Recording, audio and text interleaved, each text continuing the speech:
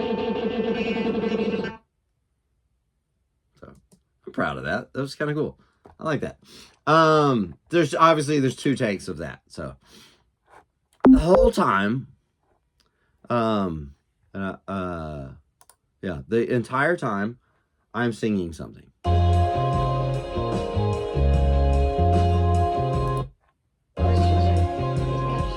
Where is it? Where are my lyrics?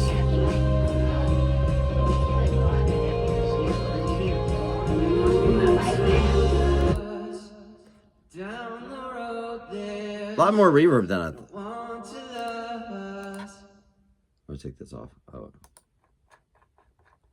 Know the total. Where's Ivy? Oh, there she is. All right. At the end there's want to love us. All right. This here, if I'm gonna lose you as a viewer, I'm gonna lose you here. Okay. I love you. I love hanging out with you. Actually, I do wish this could be more. This would be way more fun as an interactive something or other. Is there a way to do that? I mean, I think the viewership is so low, but we could do like a premiere thing or something where if we all agreed on Friday nights or something. Anyway, if we all agreed on some night. Anyway, I should lead that charge. I know they told us down the road there's no one to love us. I know they told us at the end no one will love us. This is a statement about hell. It's a statement about taking the project that I mentioned earlier very seriously, because also on Christianity, God is going to judge the world for its sin, judge each one of us for all of our sins, of which I have amassed a spectacular number of quite bad ones. And he offers you credit for having never sinned in the work of Jesus. So, this is a statement because also subsequent to that judgment, most I think accurate readings of Christianity, that's to rule out movements like universalism or annihilationism, or there's probably others, which I think, though I'm not an expert, I will admit, having read a little bit of, I'm friends with a guy who's a universalist. He's got a 4-part article that I started. It didn't look like it was gonna make much. Anyway, but maybe I'll read it. Yes, you know the rest of what I'm gonna say. Something like what I'm gonna say. I don't know. That if Christianity read this way is true, and I think it is. And at the very least, I'm not an idiot. And at the very least, I have not avoided any argument that wasn't at least as powerful. Any argument against Christianity that was at least as powerful as anything most anybody else has encountered. That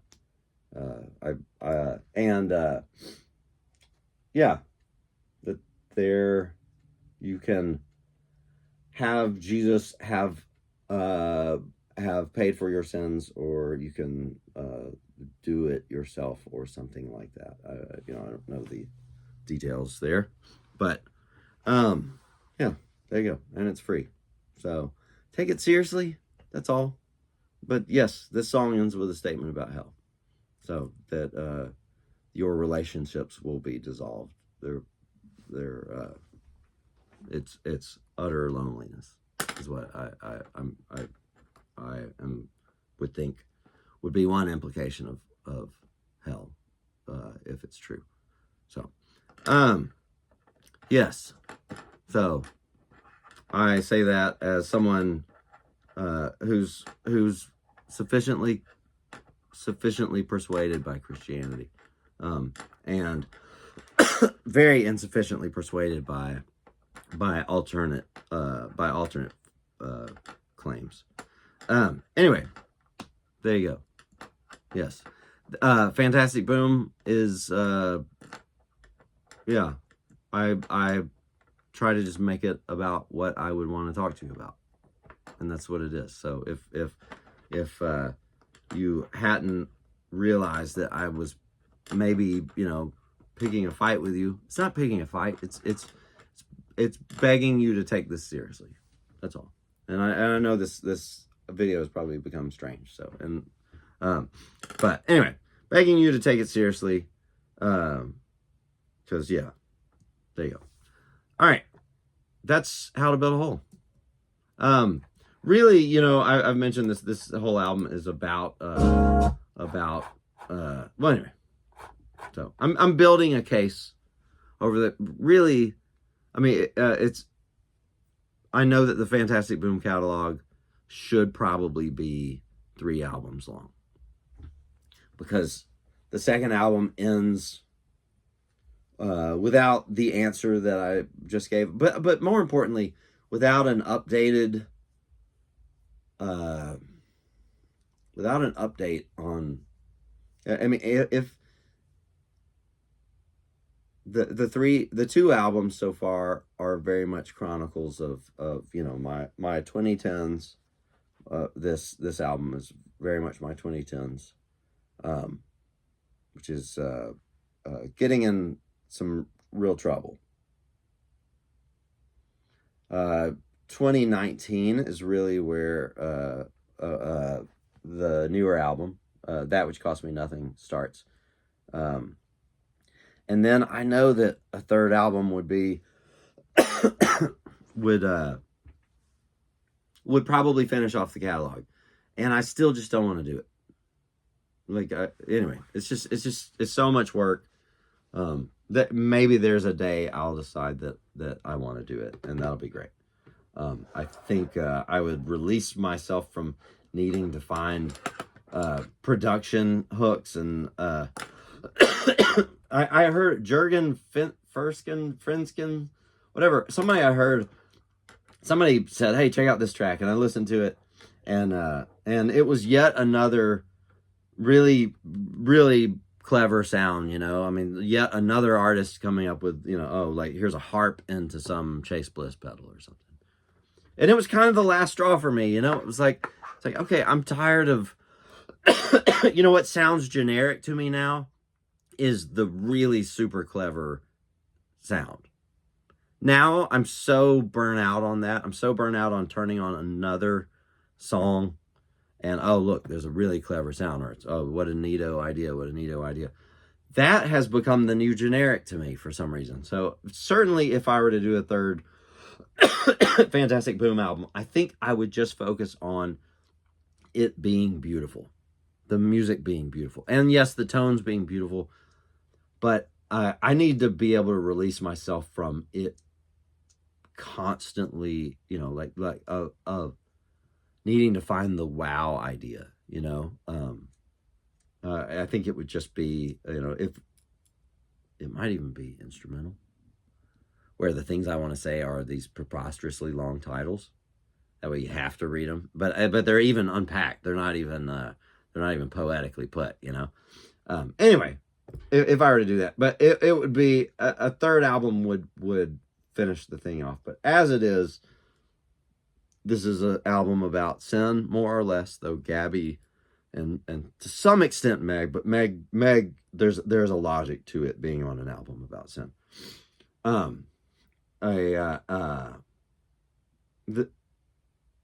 It's about, the sins of a parent passing on to a kid. Is really what it's about. What Meg is about. We'll talk about that later. Are you a fan of 28 Days Later, 28 Weeks Later? The way that was about fatherhood, right? The sins of the father, or at least the second one was. Really, the first one was about fatherhood, clearly, right? Because the high point is when they get rescued, and finally they're not in danger from zombies anymore. But their father figure, the guy who had become the guy, the loners, the two loner characters, now they really had a father. Even one of them is having these nightmares that he's been abandoned by them. Like now he's clearly has a family. They get rescued. They're finally safe from zombies, but their father figure dies. And that's the emotional low point of the movie when they're safe, and even one of them, the girl says something like, everything was perfect before this, and so they're just so devastated by their father figure having died. Anyway, the second one is super underrated. We'll see if the third one turns out to be good, but okay. Well, that's How to Build a Hole. Very confrontational. I apologize. I don't really, but the next song is All of the Above. Probably my most lyrically obscure song. Probably the one that's hidden behind too much poetic veiling. You know what I mean? Like this is when I think about the difference between the lyrics on the second album and the lyrics on the first album, this is the song All of the Above is the song that is most representative of the lyrics from the first album, where maybe if I'm telling you something so important, maybe I should tell it to you a little straighter. But it's All of the Above are not lyrics like I would do now. I wouldn't hide behind that level of obscurity. But it is an interesting thesis, and I think between All of the Above and The Flavor of Regret, there is, if I may use this phrase, there is a defining claim of my intellectual career. Everything about that defining claim sounds way preposterous. Intellectual career sounds way preposterous. So yes, but I think if there were centerpieces to my theology, my anthropology, both, it would be contained. One of them would be contained in All of the Above and The Flavor of Regret. So, and that centerpiece really, I think, reduces to Thomism. Yeah. Which is sad. There's nothing new under the sun. Turns out it's just somebody else's thought. Maybe a worse version. So, anyway, whatever. But there hadn't been songs about it. There hadn't been songs about it in relation to the type of sin that Flavor of Regret's about. So, all right. Bye. Still be my friend.